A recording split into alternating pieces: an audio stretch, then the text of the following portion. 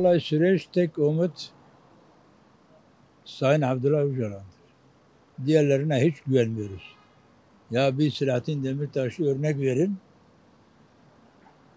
Avrupa Mahkemesi hak veriyor, kabul etmiyorlar. Hala da kanallarda terörsüz Türkiye, terörsüz Türkiye demek hepimiz teröristiz.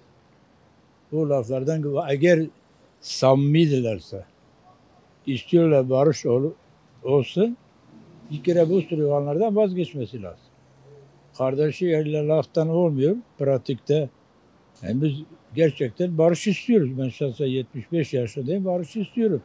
Torunlarımdır, gelen nesil artık hür yaşasın.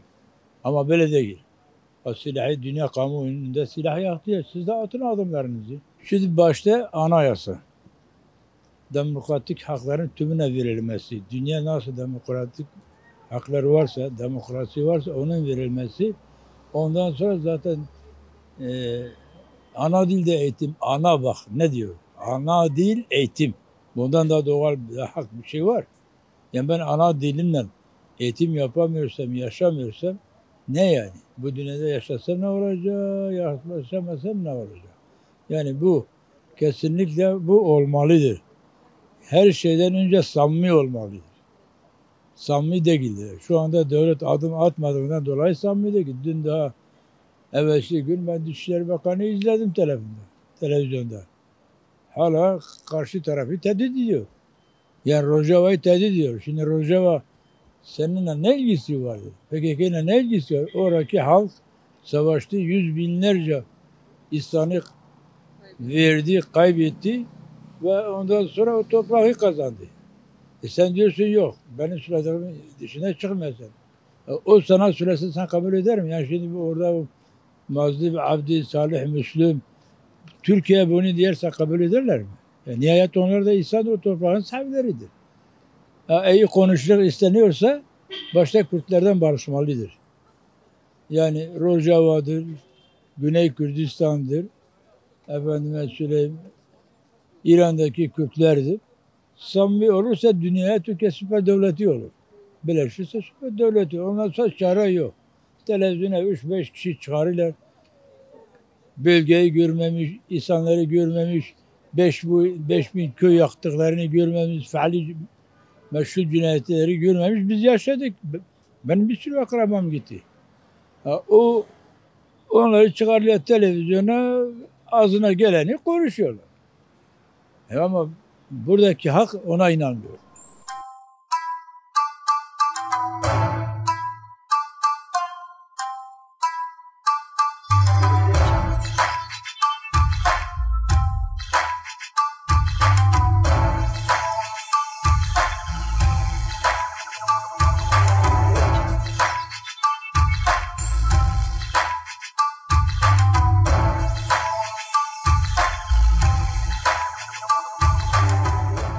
Silahsızlanma, bu toplumsal ve ülke anlamında çok büyük katkı sağlayacaktır. Ama neye göre barış, kime göre barış?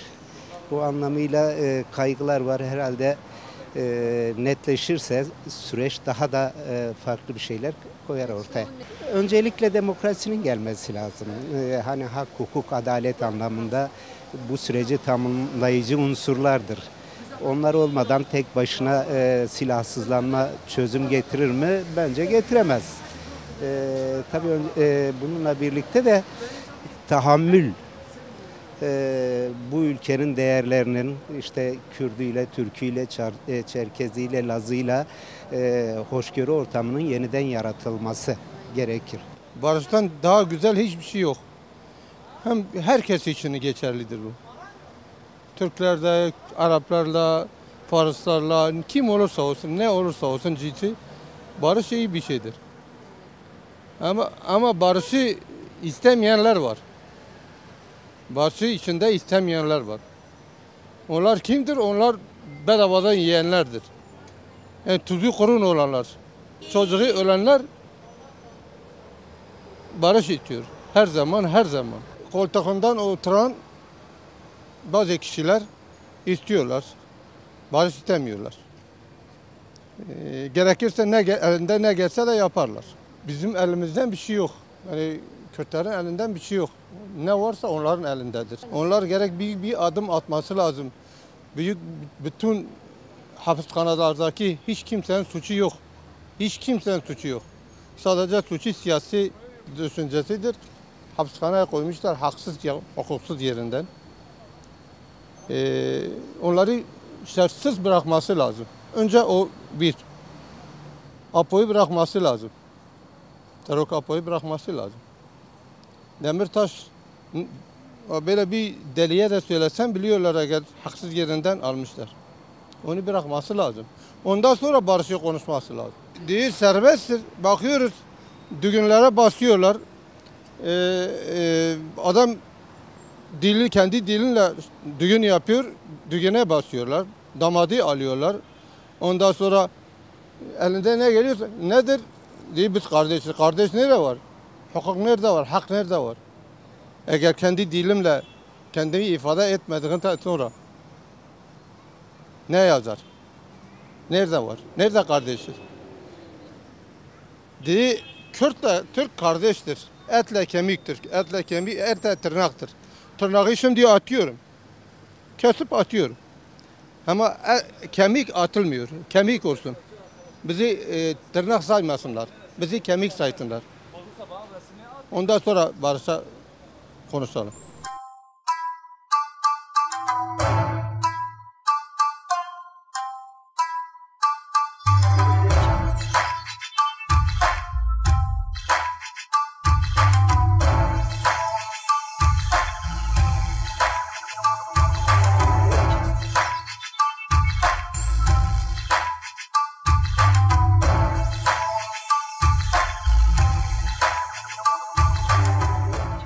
En azından içerideki insanları bir an önce bırakmaları lazım. Ağır hasta olanlar, insanlar çok fazla. Onları bir an önce bırakmaları lazım. Bir adım atması lazım devlet tarafından. Her şeyden önce zaten dili, kimliği tanınması lazım. Yani tanınmadan sonra ben ne anlamışım böyle. Yarın bir başka bir PKK daha çıkar, değişik bir isim altında daha kötü olur. Barış olmasını iyi istiyoruz yani barış olsun. Herkes mutlu olsun. Herkes istediği dili konuşsun. Kim Kürtçe olsun, Zazaça olsun, Arapça olsun. Bütün diller yanımızda birdir yani. Yani hiçbir kimsenin hakkı yoktur desin sen niye bu dille konuşuyorsun, niye böyle örtüyorsun, böyle açıksın yani diyor ki kişi istediği gibi konuşabilsin, istediği gibi giyinebilsin. Yani şey içinde mesela sınır içinde. Onu istiyoruz yani barış da istiyoruz. Sonuçta burası Diyarbakır'dır. 4-5 tane dil vardır. Yani dil konusunda herkes serbesttir. Herkes istediği gibi konuşabilir. Hastane olsun, karakol olsun, mahkeme olsun istediği gibi konuşabilirler. Her iki tarafta da gençler ziyan oluyor, anneler ağlıyor. İkisinin de annesini ağlamamasını istiyoruz. Barış istiyoruz. Yani kimsenin ciğeri yanmamasını istiyoruz.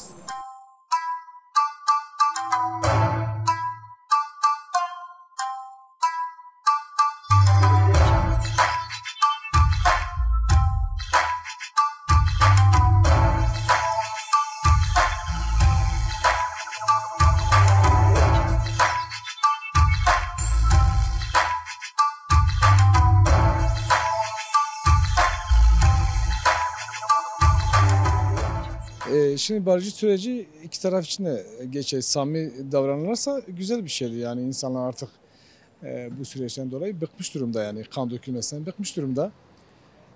Samimi görmüyoruz açıkçası. Samimiyetsiz görüyoruz. Yani Orta Doğu'daki olan olayları görüyoruz yani. Takip ediyoruz. Yani samimilerse iyidir.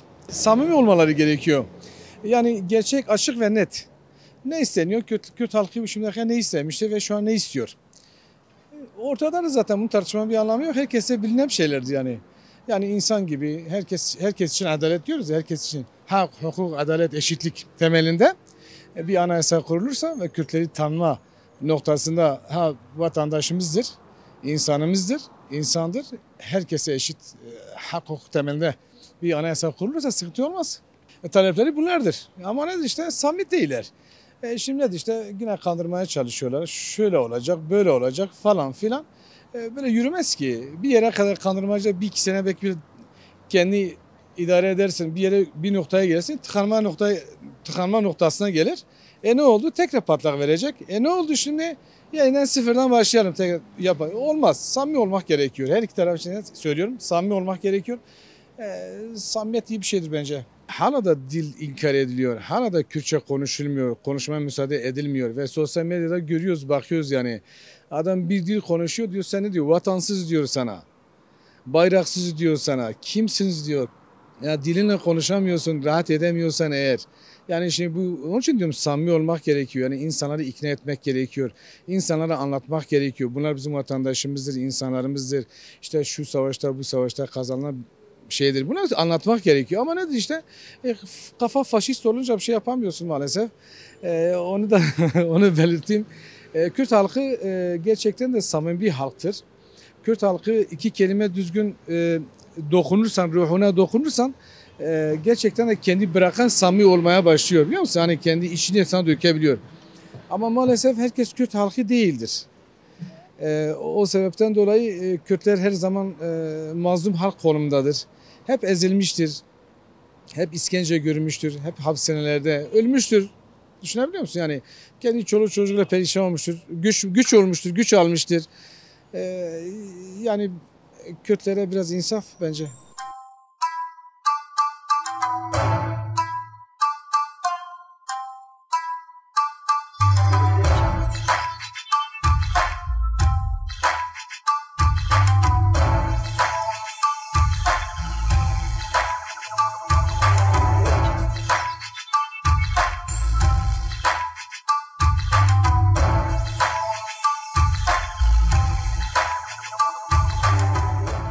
Vallahi Müslüman olarak herkes istiyor. Yani barış istiyoruz artık.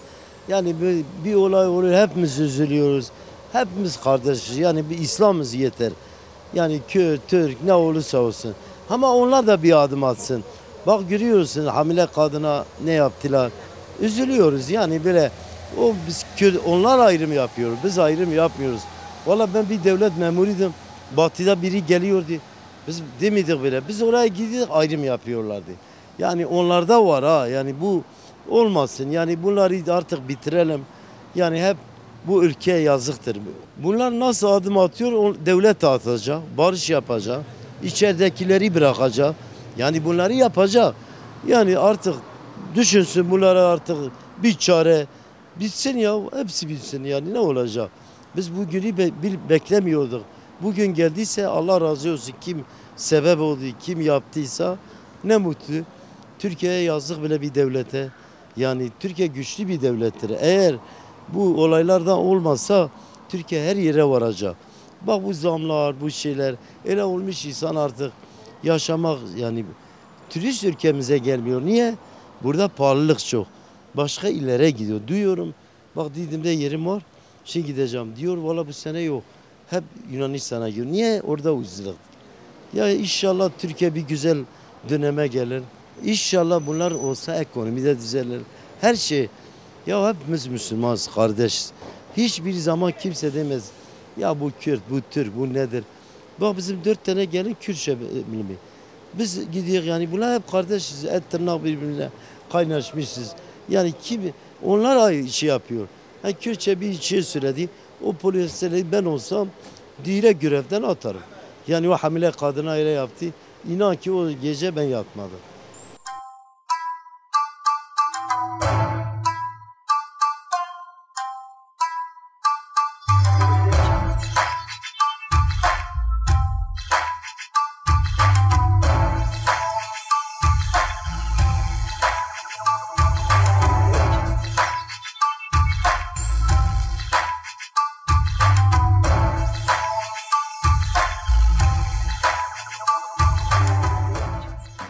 Büyük Kürt olarak taleplerim yani barış sürecinin sağlanması her iki taraf için de çok iyi olur. Barışın talep etmesi için elbette yani şimdi herkesin kendi özgür dili vardır.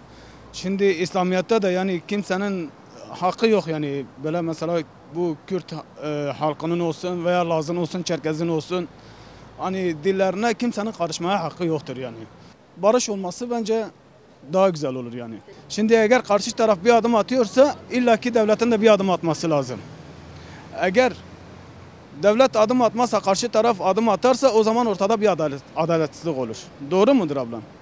Yani iki tarafın da birbirine güzel bir şekilde adım atması bence en güzel bir şeydir yani. Hani beklentimiz barışta, yani inşallah barış olur ama bilmiyorum, daha devlet tarafına bir adım atıldığı yok, görmüyoruz bir şey.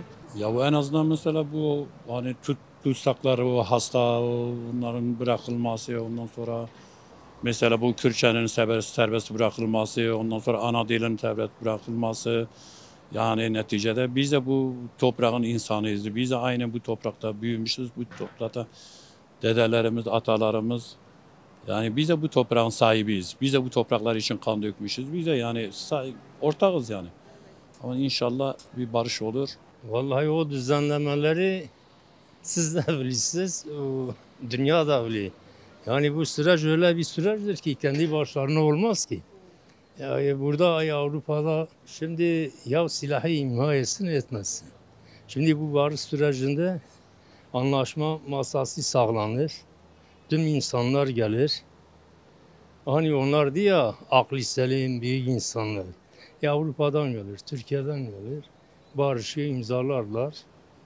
Bütün görüşlerini, haklarını söylerler, biter. Ama burada gel silah bırak, gel barış. Burada 90'lı yıllarda, 80'li yıllarda faili meşhurlar vardı da. Onların hesabı analarından soruluyor. Ya şimdi olmuyor ha. Bu gençler bilmiyor yani neyin ne oldu. Bugün benim köyümü, benim bu etrafları niye yaktı? Niye içindeki adamlarıyla beraber yaktı? Bugün İsrail aynıdır.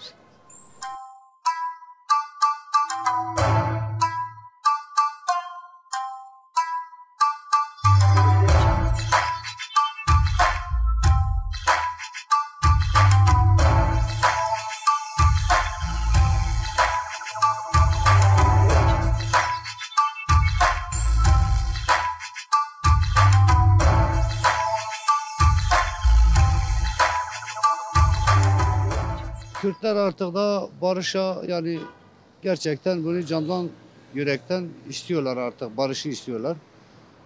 İnşallah da hayırlısı olur, inşallah da olacak. Barış çok güzel bir şeydir. Umarım inşallah da bu barışı gerçekleştirir. İnşallah dünya düzenine geçer. Daha hepimiz de hani bir huzurlu bir Türkiye'nin içinde bir güzel bir şekilde kardeşçe yaşamak istiyoruz yani. Şimdi eğer bir barış olursa gerçekten yani Türkler de, Araplar da, ondan sonra Kürtler de bir kardeş olarak birimizle birlikte kardeş olarak yaşamak istiyoruz. Ne olur Kürtçe, şimdi eğer bu barış olunca yani Kürtçe'de her yerde serbest olması lazım. Müzik serbest olması lazım, düğün serbest olması lazım. Giriş çıkışta olsun, mahkemelerde de olsun Kürtçe konuşması serbest olması lazım yani bu.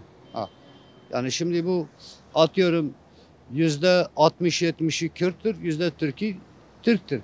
Şimdi biz Türkiye Diyarbakır'a geldiği zaman biz onu baş tacı yapıyoruz. Biz de orada bir Kürtçe konuşmamız bir sakınca olmaması lazım yani. Onun için yani mahkemede olsun, düğünde olsun, yolda olsun, başka yerde de olsun Kürtçe konuşması bir sakıncası olmaması lazım.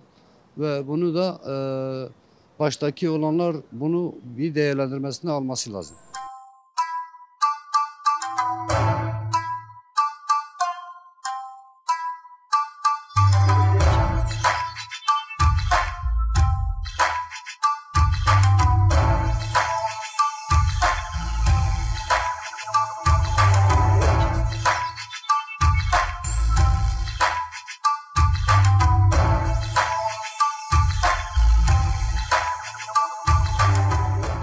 Vallahi yani bize halka açıklanan bir şey yok. Hep bir varsayım üzerinde gidiyor fakat bir şeyler oluyor. Ama net olarak kimse bilmiyor yani. Ben girdiğimiz Haberlerin bize verdiği üstü kapalı bir şeyler var. Mesela en azından hasta tutuklular açısından bir konu söz konusu yok. Akrabalarımız var. Hasta oldukları için hani halen ceza atacaklar. Dil bir insanın dilidir yani doğuşta gelen yüzyıllardır. Ana dilimiz gerçi biz biraz asimile olduk. Ben 55 yaşındayım. Yani Kürtçeyi anlıyorum ama mesela öyle bir tartışma olarak konuşamıyorum. Ama yavaş yavaş konuşabiliyorum en azından. Ben bir Kürt olarak bu şekilde gelmişimse demek ki bir dil sorunumuz vardır. Ama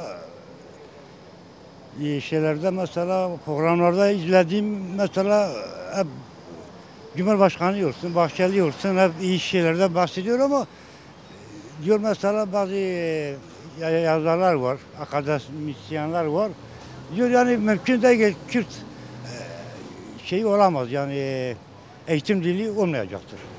Yani bu böyle artık nasıl şekil olur mesela şimdi Kolombiya'da bir olay olmuştu barış iptal oldu. Burada da 2 sefer oldu mesela.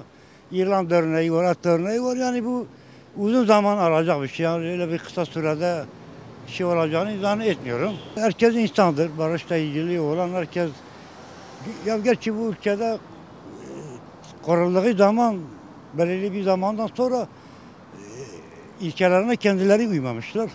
Bu sorun ondan dolayı bugüne kadar gelmiş.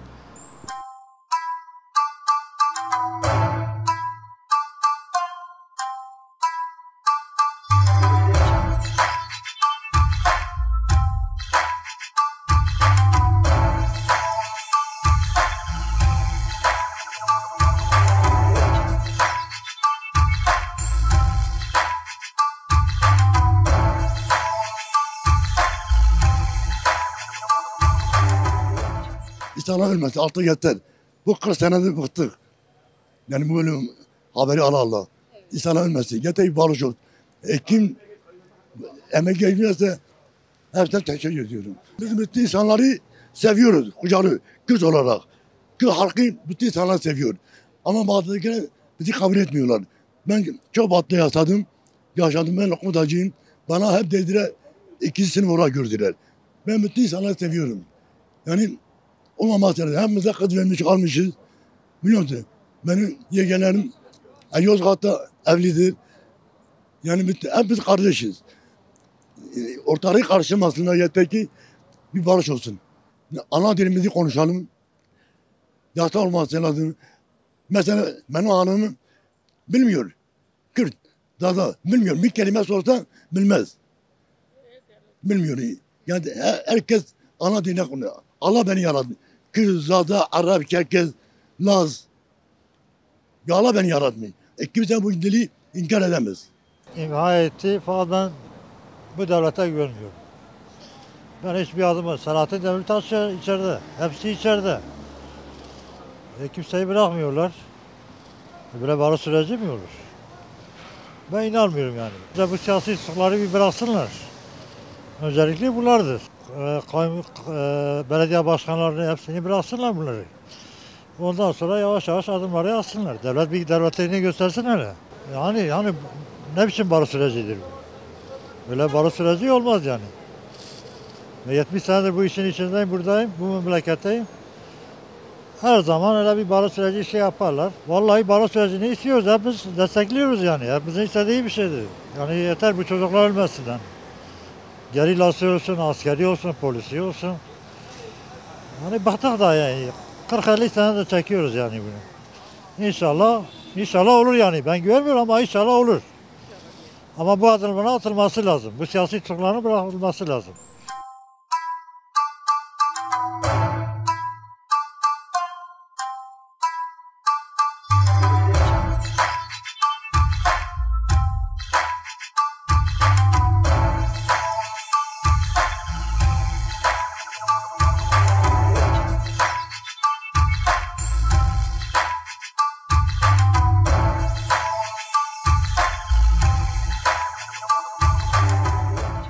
Türkiye'ye en avantaj, en büyük şeref hem dini hem maddi hem manevi barıştır. Çünkü hepimiz can vermişiz. Hepimiz hem dağda hem bağda acı çekmişiz. Mesela ben Metin aşireti Mazı Dağ'a bağlıydım. Bizim köyü 4-5 kişi hem dağda hem bağda. Gene biz diyor ki bizim ciğerim yandı, başka kimse ciğerin yanmasın. Bu ülkenin barışa çözer. İcraatlı bir barış. Herkes demesin benim gibi olsun. Herkesin demesin benim gibi olsun. Bu toplum olarak, vicdan olarak karar verilmesi. Zaten Batı ülkeler istemiyoruz. Bu faşist ülkelere istemiyor Türkiye doğru dürüst bir istikamete gidecek. Bu barışı bozan kişiler bence görüşümüze yani ev vurusun sanki büyük bir günah işliyor, inkarcılık yapıyoruz. Çünkü bu barış olsaydı Türkiye ekonomi, Türkiye demokrasi nasıl olsa bu can her gün hem dağda hem bağda çoluk çocuğumuz etimsiz, anasız, babasız kalmazdır. Her gün cenaze gelmezdir. Her ana, her baba boş boşa acı çekmezdir. Biz hepimiz barış peşindeyiz. Bütün meclise de sesliyorum. Artı 100 milletvekili de onun bürokratiki, onu genelkurmay başkanı da dahil kimse buna engel çıkarmasın. Kendi menfaati için nasıl bir ücret varsa o ücret meydana getirsin. Yani barış olursa huzur da olur. Barış olursa yaşantı da olur. Barış olursa ekonomi de düzelir. Barış olursa yolsuzluk yapan, hırsızlık yapan, faşistlik yapan, zulüm yapan belli olur.